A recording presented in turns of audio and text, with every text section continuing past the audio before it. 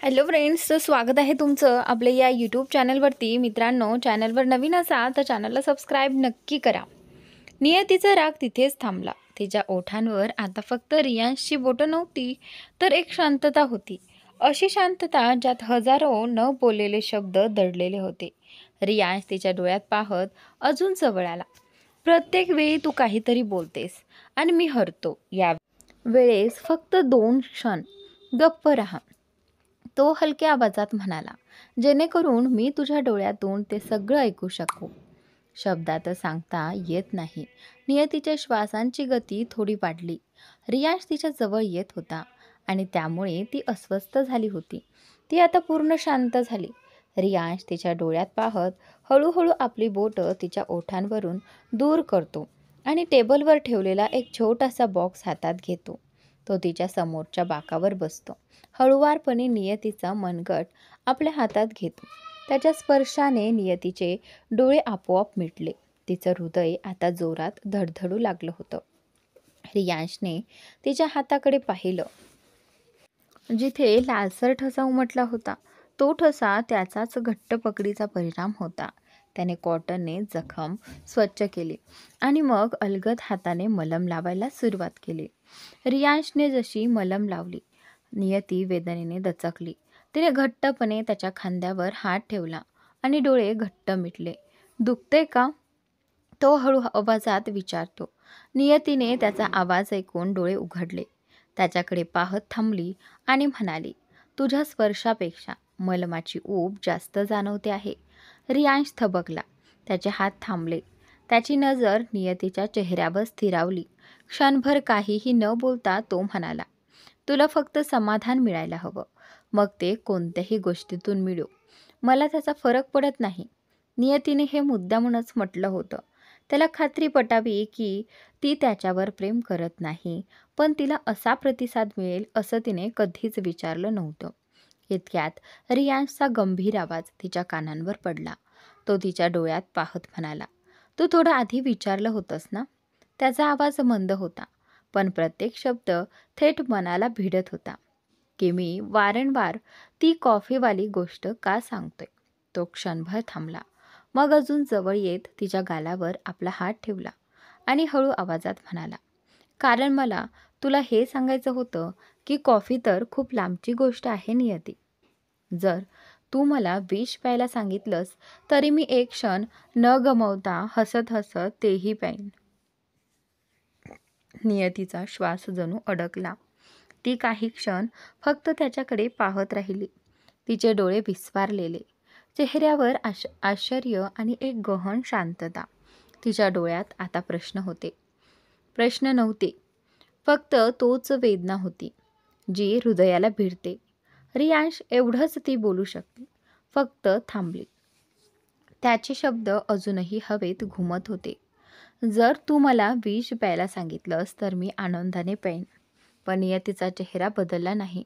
ना मृदू झाला, ना अश्रू आले, ना उत्तर. ती थंड आवाजात म्हणाली, हे सगळे संवाद चित्रपटात छान वाटतात रियांश. खऱ्या आयुष्यात लोक विष पीत नाहीत, देतात. त्यानंतर रियांश काही क्षण तिच्याकडे पाहत राहिला. त्याच्या नजरेत तुटलेपणाची झलक होती. त्याने हलकेच डोकं हलवलं. ओठांवर एक न संपणारी हसू आणण्याचा प्रयत्न केला आणि मग शांतपणे उठला. काहीही न बोलता मागे वळला आणि जलद पावलांनी त्या ठिकाणाहून निघून गेला. त्याच्या जाण्यानंतर एकदम शांतता पसरली. नियती तशीच उभी राहिली, जणू काहीतरी हरवलं होतं, पण तिनं मुद्दामूनच ते दुर्लक्ष केलं होतं. तिच्या मनात अचानक एक हलचल उसळली. श्वास जलद होऊ लागले आणि डोळ्यात नकळत पाणी साचलं. तिनं स्वतःला थांबवायचा खूप प्रयत्न केला, पण शेवटी मन तर मनच असतं ना. ती स्वतःला आवरू शकली नाही. हळूच ती खाली बसली. पाठीला भिंत टेकवली. गुडघे छातीशी घेऊन ती हळूहळू मग फुटफुटून रडू लागली. मी इतकी कठोर मनाची झाली कधी? मी असं काय केलं?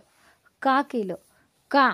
ती स्वतःलाच प्रश्न विचारत होती आणि त्या प्रत्येक प्रश्नाच्या उत्तरात तिला रियांशचे ते निरागस शब्द कानात घुमू लागले, तुझ्या म्हणण्यावर मी विषही प्यायला तयार आहे. तुझ्या डोळ्यातून ते सगळं ऐकायचं आहे जे शब्दातून नाही सांगता येत. प्रत्येक वाक्य तिच्या हृदयात बाणासारखं घुसत होतं. नियतीने मुठी आवळून अश्रू पुसायचा प्रयत्न केला, पण ते थांबतच नव्हते. जणू आत्तापर्यंत तिनं सगळं दाबून ठेवलं होतं आणि आता ते एकदम बाहेर पडत होतं. ती कसाबसा स्वतःला सावरत आणि स्वतःशी म्हणते, मला सगळं कळायला हवं, लवकरात लवकर. मी आता स्वतःला थांबवू शकत नाही. इतकं म्हणत ती उठते आणि तिथून बाहेर निघून जाते. दरम्यान रियांश जलद पावलांनी बाहेर निघतो. त्याची पाठ ताठ आहे, चेहरा शांत, पण आता मात्र काहीतरी तुटून पडलेला आहे. तो आपल्या गाडीपाशी येतो, दरवाजा उघडतो, पण बसण्याआधी क्षणभर कॉलेजच्या इमारतीकडे पाहतो. तीच ती इमारत जिथं आज त्याच्या भावना निर्दयपणे उडवल्या गेल्या. चला, मीटिंग कोणाची वाट पाहत नाहीत. तो स्वतःशीच कुजबुजतो, जणू आपल्याला वेदनेला मागे ढकलू पाहतोय. रियांश कारमध्ये बसतो. इंजिन सुरू करताच त्याच्या हातांची पकड स्टिअरिंगवर घट्ट होते. पण जणू तो स्वतःलाच नियंत्रणात ठेवतोय. FM वर हलकं रोमॅन्टिक गाणं वाजतं, पण लगेच तो ते बंद करतो. आता हृदयाला आणखी काही ऐकायचं नाही. काही वेळातच त्याची गाडी एका अलिशान ऑफिस बिल्डिंग समोर थांबते. आतील कॉन्फरन्स रूम. रियांश आता पांढऱ्या शर्टमध्ये, नीटनेटक्या केसांसह आणि तीक्ष्ण नजरेने मीटिंगमध्ये बसलेला असतो. समोर प्रोजेक्टर चालू आहे. लोक प्रेझेंटेशन देत आहेत आणि सर्वांना वाटते मिस्टर रियांश ठाकूर आजही तितकेच तीक्ष्ण आणि लक्ष केंद्रित आहेत. पण कोणालाच ठाऊक नाही की आत मात्र एक प्रचंड वादळ शांत बसलेलं आहे. फक्त चेहऱ्यामागे किंवा हसऱ्या मुखवट्याखाली लपलेलं. तो कोणाचा तरी रिपोर्ट ऐकून मान डोलावतो, काही टिपण घेतो, पण त्याच्या बोटांना अजूनही ते क्षण विसरता येत नाहीत जेव्हा नियतीची मनगट त्याच्या हातात होती आणि तो स्वतःच्या हातांकडे पाहतो आणि तीच क्षणभर जाणवतात. ज्या क्षणी त्यानं नियतीचा हात घट्ट धरला होता आणि अचानक त्याच्या मनात तिचा तोच डायलॉग घुमतो. हे सगळे डायलॉग्स फक्त सिनेमात छान वाटतात, रियांश म्हणतो. खऱ्या आयुष्यात लोक विष पित नाहीत, ते पाजतात. तो विचार झटकून देतो आणि एक दीर्घ श्वास घेतो. कामाच्या दुनियेत तो परतला आहे, पण त्याचं मन अजूनही तिथेच अडकलेलं आहे जिथं त्याला नाकारण्यात आलं. मीटिंग संपते. सगळे त्याच्याशी हस्तांदोलन करून निघून जातात. आता संध्याकाळ झाली आहे. राघव सावधपणे विचारतो, सर, आपण ठीक आहात ना?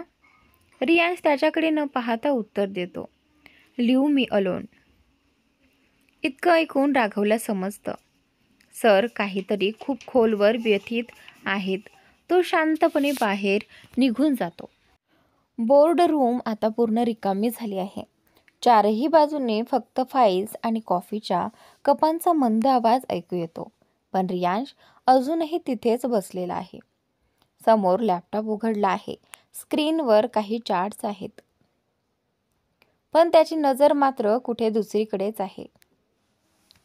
रियांश आज हर्ट झाला होता. त्याचा चेहरा शांत आहे, पण थंड, जणू त्यानं स्वतःमध्ये काहीतरी कायमचं बदलून टाकलं आहे. आपल्या खुर्चीवर मागे टेकतो आणि एक खोल श्वास घेतो. मग स्वतःशीच पुटपुटतो, बस, आता पुरे झालं. Enough is enough. आता मी पुन्हा तोच रियांश बनेन, जो कधी कोणासाठी थांबत नव्हता, ज्याला कोणाच्या भावना, कोणाच्या नजरा किंवा कोणाच्या शांततेचा काहीही फरक पडत नव्हता. तो डोळे मिटतो. नियतीचा चेहरा समोर येत. ते अश्रू, तो कठोर आवाज, तो धक्का, सगळं जणू एखाद्या चित्रपटासारखं पुन्हा त्याच्या डोळ्यासमोर फिरून जातं. मी आता कुणाकडूनही माझ्या प्रेमासाठी भीक मागणार नाही, ना परवानगी, ना स्वीकार आणि ना कोणतीही विनंती. तो मूठ घट्ट आवळतो. Because I have an aura too. एक असं अस्तित्व जे प्रेमापेक्षाही मोठं आहे, आणि ते म्हणजे माझा सेल्फ रिस्पेक्ट. त्याच्या आवाजात आता कोणतीही थरथर नव्हती, फक्त दगडासारखी थंड शांतता होती. आणि त्या शांततेतच त्याने आपल्या साऱ्या वेदना गोठवून ठेवायचं ठरवलं. पण खरंच तो तसं करू शकेल का, पाहूया. रियांश उठतो, कोट घालतो आणि ऑफिसच्या लाईट्स बंद करत बाहेर निघतो. ऑफिसच्या बाहेर येताच कोणाशी काहीही न बोलता तो थेट आपल्या कारमध्ये बसतो. त्याच्या चेहऱ्यावर थकवा कमी, पण मनातील रिक्तपणा आणि घेतलेला कठोर निर्णय जास्त दिसत होता. ड्रायव्हर कार सुरू करतो आणि ती वेगाने घराच्या दिशेने निघते. त्यावेळी नियती हॉलमधल्या गादीवर बसलेली असते. ज्योतिजी तिच्या केसात हलक्या हाताने तेल लावत असतात आणि त्यानंतर हॉलमध्ये खोल शांतता पसरलेली असते. खिडकीतून येणाऱ्या वाऱ्याच्या मंद झुळकीचा आवाज मात्र ऐकू येत असतो. ज्योतिजी तिच्या केसांमध्ये बोट फिरवत विचारतात, बाळा, डोकं खूप दुखते का रे? आज तू काहीशी जास्त शांत दिसते आहेस. नियतीजी विचारांच्या गर्तेत हरवलेली असते. हलक्या आवाजात म्हणते, हो गाई, खूप दुखतंय. तिचा आवाज जणू आतून तुटून येत असतो.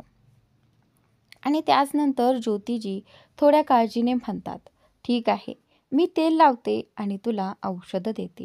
घेतल्यावर बरं वाटेल. औषध हा शब्द ऐकताच नियती जणू भानावर येते आणि त्याचनंतर ती झटकन उठते आणि म्हणते, नाही आई, औषधाची गरज नाही. तुमच्या हातच्या चंपीनेच डोकेदुखी गायब झाली. आता काही लागणार नाही. ज्योतिजी तिच्याकडे संशयाने पाहतात आणि म्हणतात, आता तूच म्हणालीस ना खूप दुखतंय, आणि आता म्हणतेस बरी आहेस. मी तुला ओळखते, तू माझ्याशी खोटं बोलते आहेस. थांब, मी औषधं घेऊन येते. दिवसभर पुस्तकात डोके खुपसशील तर दुखणारच ना. असं म्हणत त्या उठायला लागतात. तेव्हाच नियती पटकन त्यांच्या हातात हात घेते आणि त्यानंतर इकडे हलकं हसत म्हणते, आई, तुमचा सगळ्यात मोठा प्रॉब्लेम माहीत आहे का? तुम्हाला फक्त स्वतःचं म्हणणंच बरोबर वाटतं. मुलं काही बोलली तरी तुम्ही ऐकतच नाहीत. ज्योतिजी तिच्या बोलण्यावर प्रेमाने हसतात. तिच्या गालावर हलकं थाप देत म्हणतात, बरोबर म्हणालीस तू, पण आई आहे ना मी. आणि त्यानंतर, तुझं दुःख माझ्याने पाहवत नाही. तू मानलंस किंवा नाही, औषधं मात्र घ्यावंच लागेल. असं म्हणून तो त्या हळूहळू हसतच निघून जातात. नियती तिथेच उभी राहते, थोडी नाराज होऊन मागे वळते.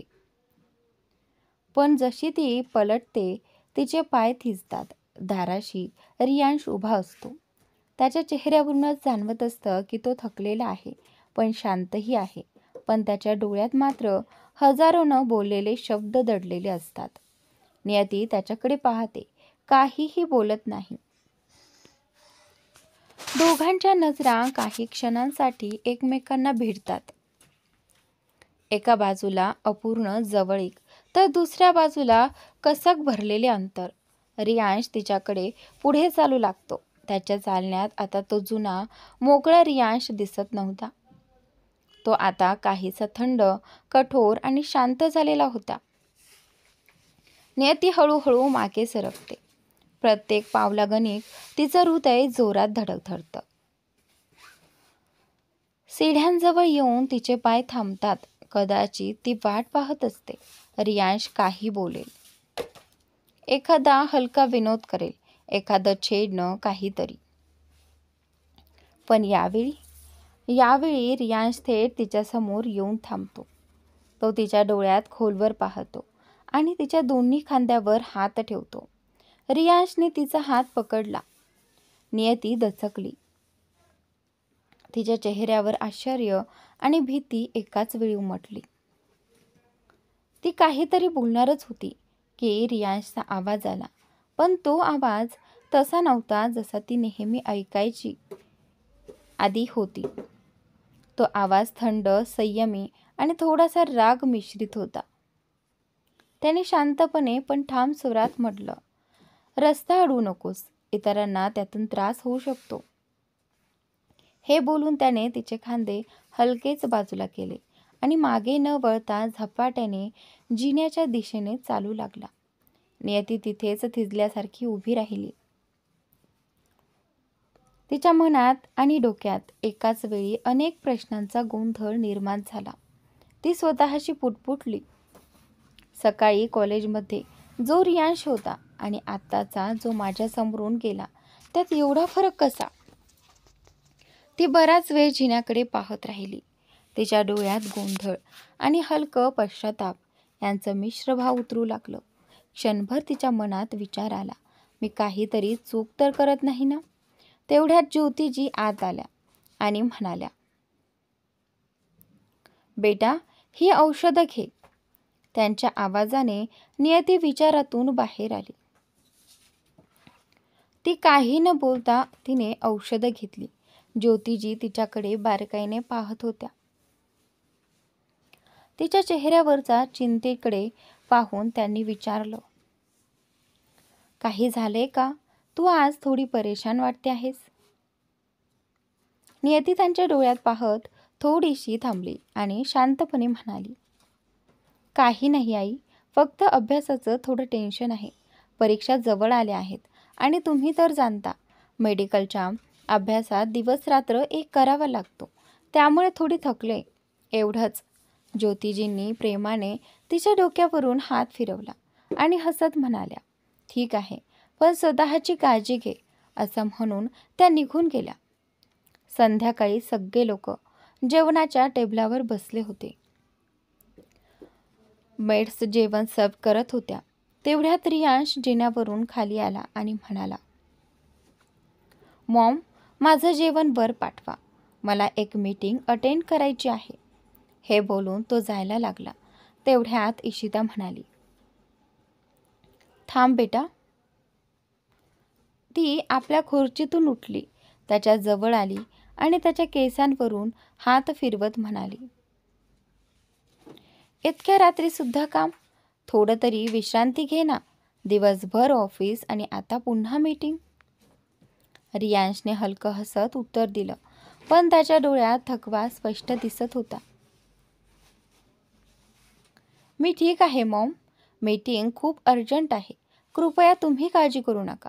हे म्हणत तो पुन्हा वर निघून गेला. इशिता काहीतरी बोलणार होती, पण तोपर्यंत रियांश निघून गेला होता.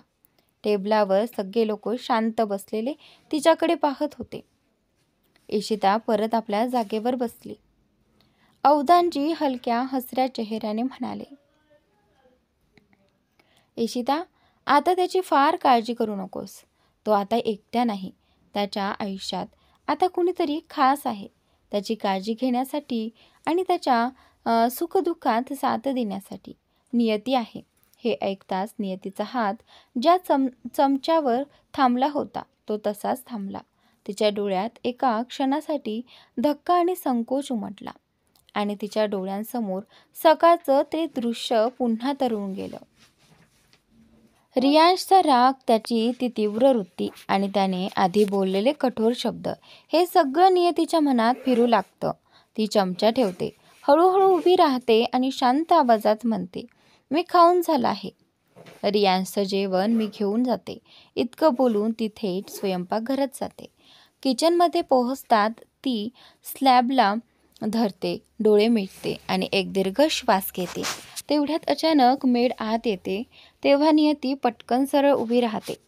रियांशसाठी प्लेटमध्ये जेवण वाढते आणि थोड्या वेळात ती त्याच्या खोलीकडे निघते.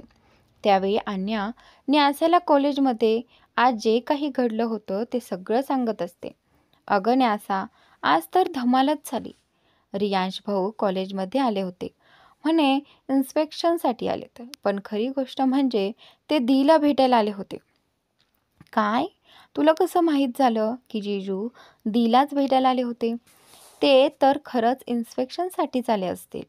अगं, तू खरंच भोळी आहेस. भाऊ इतके बिझी असतात, त्यांना वेळ कुठून मिळणार कॉलेज इन्स्पेक्शनसाठी स्वतः येण्याचा? कोणीही दुसरं माणूस पाठवू शकले असते, ते पण नाही. त्यांना नियतीला भेटायचं होतं, म्हणूनच ते बहाणा करून आले होते. न्यासा विचारमग्न होत म्हणते, पण जर भेटायचंच होतं तर बहाणा कशाला? थेट कॉलेजमध्ये जाऊन डीला बोलून भेटू शकले असते. अन्या मान डोलावत म्हणते, बरोबर आहे तुझं. जेव्हा सरळ मार्गाने घी मिळतं तेव्हा उगाच उंगली वाकडी कशाला करायची? न्यासा पुढे सांगते, पण ऐक अन्या, जिजू कॉलेजला जाण्यापूर्वी खूप रागात होते. घरात दीला शोधत होते आणि रागातच बाहेर गेले. मी दीला कॉल केला होता, पण तिने उचललाच नाही. अजूनही बोलणं झालं नाही. जिजू जसे घरातून गेले ना, तसं बघून मला अजिबात वाटत नाही की ते रोमॅन्ससाठी गेले असतील. अगं, तू जरा जास्त विचार करते आहेस, अन्या हसत म्हणाली. काय माहिती, ते दुसऱ्याच कारणामुळे रागात असतील. नाही अन्या, त्यांनी ओरडून दीचं नाव घेतलं होतं. जणू काहीतरी फार महत्त्वाचं बोलायचं होतं. थोडा वेळ शांतता पसरते.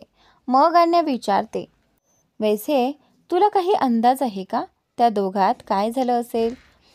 मी जासूसी नाही केली, न्यासा म्हणते. पण करायला हवी होती का?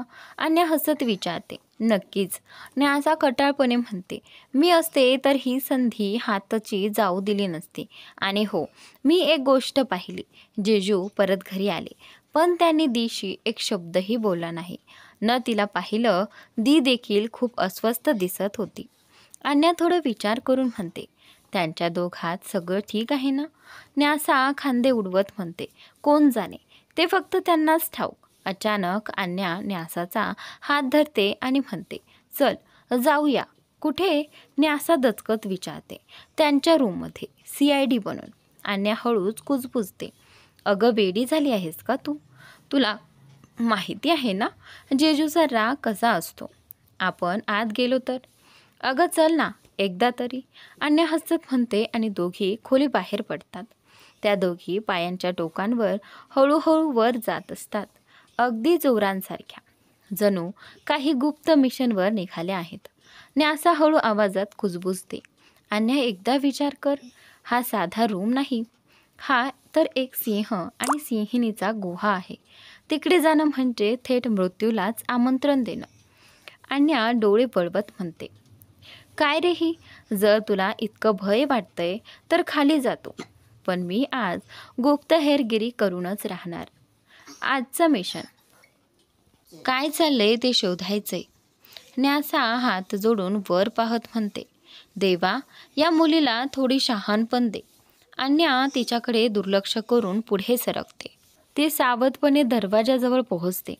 अन्या फिल्मी अंदाजात न्यासाकडे पाहत म्हणते, आता बघ, हा दरवाजा किती हळुवारपणे उघडते मी. ती दरवाजा हलकेच ढकलते, पण ठक, दरवाजा पूर्ण बंद असतो. अन्याचा चेहरा असा पडतो जणू कोणीतरी तिची आईस्क्रीम हिसकावून घेतली आहे. ती हळुवारपणे मागे वळते आणि निराश चेहऱ्याने न्यासाकडे पाहते. न्यासा सुटकेचा निश्वास टाकत विजयी हसत म्हणते, देवाचे आभार, दरवाजा बंद आहे. चल आता खाली जाऊया, अजूनही जिवंत परत जाण्याची आशा आहे. ती अन्याचा हात पकडते आणि तिला मागे खेचू लागते. अन्या रागाने कुजबुजत म्हणते, अगं, मी फक्त ऐकणार होते आणि तू तर असं पळते जणू समोर कोणी AK-47 घेऊन उभा आहे. दोघीही हसत हसत तिथून दबक्या पावलांनी निघून जातात, जणू एखादा मिशन अर्धवट सोडून परत फिरले आहेत. तेवढ्यात नियती संपूर्ण खोलीत नजर फिरवते, पण रियांश कुठेच दिसत नाही. ती जलद पावलांनी लायब्ररीकडे वळते, पण तिथेही शांतता पसरलेली असते. अचानक तिचं लक्ष बाल्कनीत लागलेल्या दिव्याकडे जातं. ती सावधपणे बाल्कनीकडे चालत जाते. तेथे पोहोचल्यावर ती पाहते, रियांश सोफ्यावर बसलेला लॅपटॉपकडे एकाग्रतेने बघत असतो. पण तिच्या पावलांचा आवाज येताच तो फक्त तिच्या पायांपर्यंत पाहतो आणि मग काहीही न बोलता पुन्हा स्क्रीनकडे वळतो. त्याचं असं दुर्लक्ष नियतीला अजिबात आवडत नाही. ती एक खोल श्वास घेते, प्लेट टेबलावर ठेवते आणि समोरच्या खुर्चीवर बसते. हाताची कोपर खुर्चीच्या आर्मरेस्टवर ठेवून गालावर हात टिकवून ती फक्त त्याच्याकडे पाहत राहते. रियांशच्या नजरा जरी स्क्रीनवर खिळलेल्या असल्या तरी त्याचं मन मात्र समोर बसलेल्या त्या एकाच मुलीभोवती गुंतलेलं असतं. स्क्रीनवर मीटिंग सुरू असते. लोक बोलत असतात, प्रेझेंटेशन देत असतात, पण त्याचा प्रतिसाद काहीच येत नाही. मीटिंगमध्ये काही जण कुजबुजतात. सर काही बोलत का नाहीत? आपण काही चूक केली का? किंवा ही डील त्यांना पसंत नाही का? राघव, जो मीटिंगमध्ये सहभागी असतो, तोही चिंतेने विचारतो, सर सगळं ठीक आहे ना?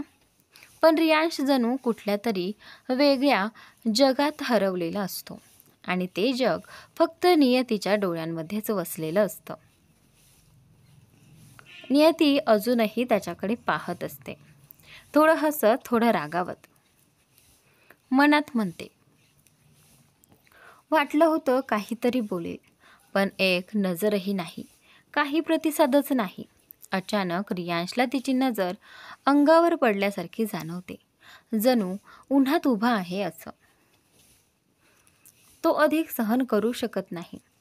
हळूच नजर वर करतो, थेट तिच्या डोळ्यांमध्ये पाहतो.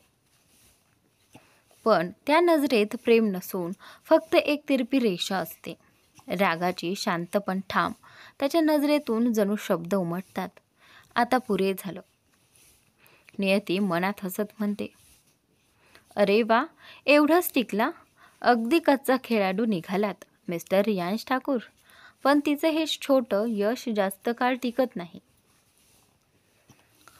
पुढच्या क्षणी रियांश नजर वळवतो आणि पुन्हा गंभीरपणे मीटिंगकडे लक्ष देतो. नियती तोंड वाकडं करत खुर्चीवर मागे रेलून बसते. गुस्सा तर अजूनही आहे, पण चालेल, निदान बघितलं तरी का होईना. ती मनात विचार करते, मला ठाऊक नाही मी जे करते ते योग्य आहे की नाही. कदाचित हट्ट माझाच होता, कदाचित मीच त्याला नेहमी हलकं घेतलं. पण एक गोष्ट आता अगदी स्पष्ट झाली आहे, त्याचं माझ्याशी न बोलणं, न भांडणं आणि ती हसू जी कधी माझ्यासाठी होती, ती आज माझ्यासमोर असूनही इतकी दुरावलेली आहे. हे सगळं मला खूप टोचतंय. तिचे डोळे पाणावतात. ती एक खोल श्वास घेते आणि पुन्हा एकदा रियांशकडे पाहते. मनात काहीतरी ठरवत एक शेवटची विनंती करत नियती म्हणाली, माझ्याशी बोल ना रियांश, प्लीज, काहीतरी तरी बोल. रागवलेला असलास तरी चालेल, पण गप्प राहू नकोस. तुझं हे शांत राहणं माझ्या मनाला टोचतंय. अचानक नियती उठली आणि शांतपणे खोलीकडे निघाली. रियांशची नजर तिच्या पाठमोऱ्या आकृतीवर रोखली गेली आणि त्याचं हृदय जोरात धडधडू लागलं. त्याने एक क्षण त्या समोर ठेवलेल्या थाळीकडे पाहिलं. नियती खोलीत आली तेव्हा तिने जबरदस्तीने स्वतःच्या भावना आवरून धरल्या. एक हलकासा अश्रू तिच्या गालावरून ओघळला. तिने तो पटकन पुसून टाकला. जणू स्वतःला कमकुवत होऊ द्यायचं नाही असं ठरवलं होतं. ती हळूच सोफ्यावर आडवी झाली.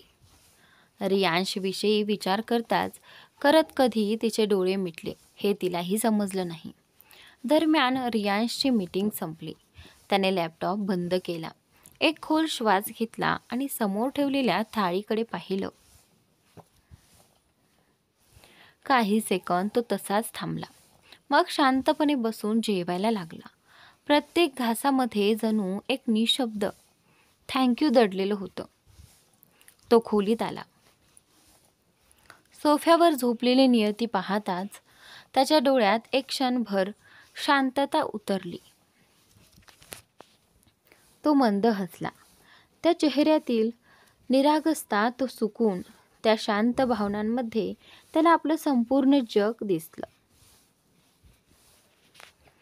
तो हळूच तिच्या जवळ आला, जमिनीवर टाचांवर बसला आणि स्वतःची हनुवटी तिच्या हातांवर ठेवली. काही क्षण तो फक्त तिच्याकडे पाहत राहिला. मग तो हात पुढे करतो, तिचा चेहरा स्पर्श करण्यासाठी, पण अर्ध्या वाटेतच थांबतो. त्याला माहीत होतं आता हा स्पर्शही परवानगी मागतो. त्याने एक दीर्घ श्वास घेतला, उठला आणि आपल्या बेडवर जाऊन आडवा झाला. पण नजरा मात्र अजूनही तिच्यावरच खिळलेल्या होत्या. झोपलेल्या नियतीकडे पाहताना त्याच्या डोळ्यांमध्ये ती एक स्वप्न बनली होती, जे तो जागेपणी पाहत होता. हळूहळू त्याच्या पापण्यांवर झोप उतरली आणि ती दिसत असतानाच तोही गाढ झोपला. पुढची सकाळ. अलारामच्या आवाजाने नियतीची झोप उडाली. ती पटकन उठली आणि बेडकडे पाहिलं. रिकामं. रियांश, ती हळू आवाजात पुटपुटली. तिने घड्याळाकडे पाहिलं. सकाळचे 7 वाजले होते. कदाचित जिमला गेला असेल, ती स्वतःला समजावत म्हणाली. ती तयार होऊन खाली आली. स्वयंपाकघरात थोडी मदत केली आणि नंतर सगळं कुटुंब डायनिंग टेबलवर बसवलं. नियतीचे डोळे वारंवार जिनाकडे वळत होते. ती त्याची वाट पाहत होती. तेव्हाच आजी विचारतात, बेटा, रियांश नाही आला का? कुठं आहे तो? आणि त्यानंतर नियती काही बोलणार इतक्यात पंखुडी म्हणाली, सर तर सकाळीच निघून गेले. बहुतेक काही अर्जंट मीटिंग होती. नियतीचा चेहरा क्षणभर थबकला. तिच्या हातातील चहाचा कप थोडासा हलला आणि तिच्या मनात एकच प्रश्न घुमला, एवढ्या लवकर? ती शांत बसली, पण मन मात्र गुंतलं होतं. नाश्ता संपताच नियती आणि अन्या कॉलेजसाठी निघाल्या. दरम्यान रियांश आपल्या ऑफिसमधील केबिनमध्ये बसला होता. पूर्ण शांत विचारांमध्ये हरवलेला होता. त्याचा कोपर टेबलावर टेकलेला होता आणि त्याने एका हाताने डोळे झाकले होते. जणू स्वतःचे विचार थांबवायचा प्रयत्न करत होता.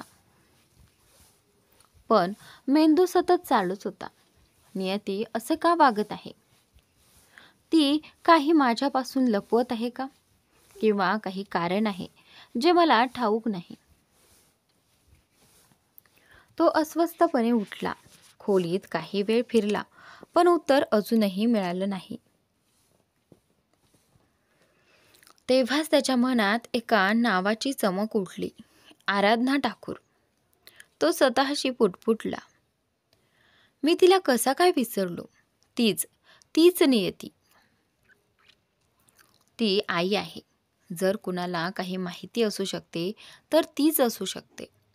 पण लगेचच त्याचा चेहरा विचारात पडतो.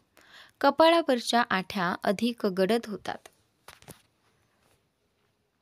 पण ती मला खरं सांगेल का? क्षणभर थांबून तो स्वतःच उत्तर देतो. कठोर आवाजात म्हणतो, नाही सांगणार, कारण ती आधीपासूनच आपल्या मुलीचं सगळ्यांपासून लपवत आहे. इतक्या सहजतेने ती काहीही सांगणार नाही. तो लगेचच टेबलावर ठेवलेला मोबाईल उचलतो आणि एक नंबर डायल करतो. मिसेस आराधना ठाकूर यांच्याशी माझी एक मीटिंग फिक्स करा. जितक्या लवकर शक्य आहे तितक्या लवकर, हे बोलून तो कॉल कट करतो. काही वेळाने फोन पुन्हा वाजतो. रियांश कॉल उचलतो. हो बोल. दुसऱ्या बाजूने उत्तर येतं, सर, आज सकाळीच मिसेस आराधना ठाकूर न्यूयॉर्कला एका अत्यंत महत्त्वाच्या मीटिंगसाठी रवाना झाले आहेत. हे ऐकताच रियांश काही क्षण डोळे घट्ट मिटून घेतो. हळूहळू डोळे उघडतो आणि शांत पण जड आवाजात म्हणतो, ठीक आहे.